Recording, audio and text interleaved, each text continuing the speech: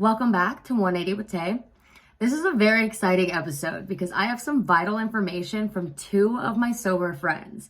And although they are not here with me due to time and space, they were more than kind to answer 5 of the most prominent questions that I could think of as a regular drinker to ask a sober mind, or sober minds, I should say. And these two women are absolutely incredible souls, and I am more than excited and grateful to be able to share their insights that they shared with me with you. So let me start by introducing and explaining their backgrounds a little bit. So first we have Allison, and Allison has never drank in her entire life. Imagine never having damaged one single brain cell, ever. Not one, never. It's unfathomable for me, so I can't even imagine, but that's so amazing. So she's going to give us some insight on how to be comfortable in your own skin, okay, which is very beneficial. So second, I have Xana, and Xana has taken, she once was a drinker, but she has taken the time and patience with herself to overcome the desire to drink. And then, of course, there's me, and I'm a regular drinker, and I have come to the point where I have the desire to control my drinking habits. And I'm going to do this the best way that I can think of. And so first, obviously, I'll read the question, and then their responses are so on point that I'm just going to read them off word for word, one at a time, and then I'll give my feedback based off of their answers. And really what I want everyone that's listening to do is just take this for what it is and know that literally anything is possible, and you can do anything you set your mind to, no matter what anybody else thinks of your decision. All right, and also there are some religion references here, but if God doesn't resonate with you, just replace it with like the universe or whatever you do have faith in. All right, so let's start with a fun question first. Is it unbearable being around drunk people? Allison said, I really don't mind being around drunk people. I'm pretty uninhibited and my vibe can match the room. I don't enjoy being around genuine alcoholics because of how sad it is to me though. If you can drink in moderation and just enjoy it occasionally, I'm down to have a good time. Next, Xana said, it honestly depends. Everyone is affected by alcohol differently. Some are fun, whereas some take it too far. And I'm okay with the too far, but it can get a tad annoying babysitting someone. However, I will say that I've been babysat many times, so perhaps I need to have more compassion for the homies. So already here, we are taking into consideration severe alcoholics and people that are just partying to have a good time, which we need to be able to decipher between in a lot of different situations, right? And also, I too have been babysat many of times, unfortunately, and I have babysat my friends many of times also. But we're getting to an age where maybe we shouldn't be needing to be babysat, you know? So here we are. All right, now let's get into the why they don't drink. The question is, were there influences early on that actually made you not want to associate with alcohol? Allison said, my religious beliefs definitely impacted my desire to drink. And I also had a brother who was an alcoholic. He was homeless on and off for most of his life and actually passed away due to his addiction 2 years ago. I have other siblings with drug addictions as well. Watching their lives, the wonderful things they missed out on, probably alone would have been enough to make me not want to drink. So that, in combination with my faith, was enough to keep me from wanting to really drink. Xana said, I would say the main influences are myself and my family's history with alcoholism. Myself meaning the part of me that uses alcohol to spiral and hurt Xana. The part of me that uses it to cope and can't say no. That's what influences me the most. Additionally, my family does have addiction on both sides, and my dad is in recovery, and my auntie. So I've known my whole life, basically, that I most likely would grow up to have a problem. After a crazy weekend or bender, my cousin and I would sit and ponder if we were alcoholics. We'd always say no, but one day I knew that was wrong. Maybe not an alcoholic, but I did abuse it. In both situations here, They had family history of alcoholism and addiction, which, if we recall from the last episode, we went over the different types of alcoholics and the chances of becoming one if it was in your family, right? So watching your family hurt themselves is more than enough to never want to do it, or stop doing it and handling it on your own way once you realize that it's a problem, and maybe after you've fallen down a few times. So above all here, what we do need to realize is that the impact that our family has on our own future with substance abuse and alcoholism is immense. And even though sometimes that's not always the situation, it definitely plays in heavily. So for the next question, what we need to understand is that it's nearly impossible to never be around alcohol this day and age, right? So the question is, how have you managed to not be influenced by drinking culture?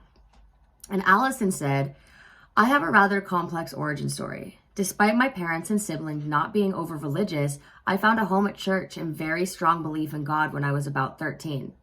I spent all of my teenage years around church kids, but still had plenty of friends who weren't. However, they were super respectful of my standards and didn't try to persuade me to do anything outside of my comfort zone. As an adult, I've had friends try to influence me to drink, but I'm past the age of being peer pressured. I love to dance, laugh, and party, but that just means something different to me. Xana said, the beginning of my journey was a challenge. After a few slips and some self-compassion, I managed to get a hold of my sobriety. My ironclad self-ill is fueled by the numerous memories of being too drunk. I see how the majority culture glorifies partying, which is fun, but for some it turns into a nightmare. And that nightmare is what fueled me. Wow, I'm so sorry. The nightmare is what fueled me to abstain. These responses, even though I messed them up a little bit, could not have been worded more beautifully. And the fact that Allison made the decision on her own once she found the faith that gave her support, and Xana realized how dark it can get once you lose yourself, which I understand all too well. So what's really important to recognize here is the word self-compassion. We are human. We make mistakes. We have to understand that, and it's okay. We learn and we grow and we try not to make those mistakes again. So again, we are only human and we need to accept that. So now, even though we could guess the answers to this next question, I still believe it is a very important question to ask. The question is, do people seem surprised when you tell them that you don't drink? First, Xana gave us the very clear and obvious answer, and she said, oh my God, yes, they can't believe it. And Allison continued on to say, totally shocked. They don't understand why. Most people assume it's religious, which is true to a certain extent, but at this point in my life, I just have zero curiosity about it. Drinking seems fun at times, but I guarantee I'm as much fun sober as I would be drunk. And guess what? I have zero regrets the next day. I've had guys not want to date me because of the way they feel like I'd be judging them while they were drunk. And I don't judge. Other people have had different lives than I've had, and they may have not seen the negative impact it can have. But if you're a mean drunk and taking it too far, I don't want to be around you anyways. And when somebody tells me they don't drink, I usually want to pry and find out why. And I absolutely love this answer because the fact that Allison knows she is just as fun sober than some crazy drunk is just absolutely amazing. And I can confirm that Allison and Xana are both so amazing to be around, regardless of the setting. And this is something that I could learn so much from because, as I've said before, I do enjoy who I am when I'm a little bit tipsy. So I have a lot to learn from these ladies, and that right there itself says it. And finally, last but not least, the main reason we're here, what advice would you give someone who is trying to take their drinking habits more seriously? Allison said, my belief is that you have very little to lose by not drinking. And you have a whole lot to lose by drinking. I promise you can be as fun, you can love your weekends, you can handle your grief and feel without alcohol. I've handled a lot of grief without turning to something that numbed my emotions. And it hasn't always been easy, but I'm not stuck on anesthetizing my pain and over again. And I wish that people knew they are genuinely capable of having a blast without alcohol. And guess what? Not drinking gives other people the courage to make the same choice. And then you're not drinking together. Xana said, I would say, I hope you can have fun. I hope you can have love, acceptance, and compassion for yourself and understand the reasons why your drinking habits are the way they are to begin with. And then baby steps. It's okay to fall off the wagon. Nobody's perfect, which I have begrudgingly accepted after many years on earth. Again, I seriously could not be more grateful for these words. I felt so inspired when I was reading them that I could barely wait to deliver them to you guys and anyone willing to listen. And if you caught that baby steps part, that's literally tips, tricks, and what the fuck is this number 3. So be easy on yourself. Take it slow. Nobody is telling you that you need to do these things. You need to want to do them for yourself and take it as slow as you need to get it done and get it done right. Not even the first time, just get it done in general, right? And like from all of this, what we need to understand is we have faults. It's okay. We need to realize that we are fucking amazing and we can accomplish amazing, outstanding things with or without alcohol. But they would probably be a lot easier without, right? So that's why we're here.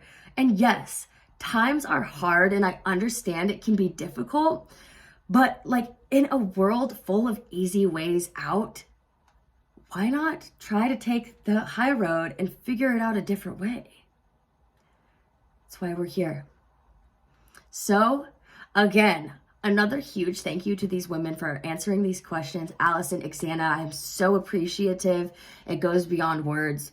And cheers to the future. And I will see you next time.